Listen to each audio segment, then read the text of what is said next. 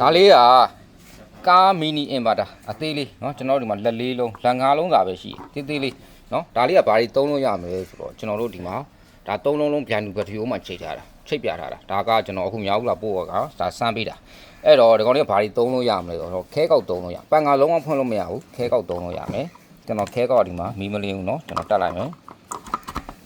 ဒီမှာမီနီလေးလင်းလာတွေ့လားခဲကောက်သုံးလို့ရမယ်ဗျာ60ဝက်ခဲကောက်သုံးလို့ရမယ်နောက်ဒီလိုမျိုးမီးသီးအသေးလေးတွေ5ဝက်10ဝက်လေးတွေကျွန်တော်ထွန်းလို့ရမယ်နော်နောက်ကျွန်တော်ဒီမှာကျွန်တော်တို့ဖုန်း22ဝက်ချာဂျာပေါ့နော်22ဝက်ဒါ33ပါနော်22ဝက်ချာဂျာဒီကောင် support လုပ်မယ်ကျွန်တော်သင်ပြမယ်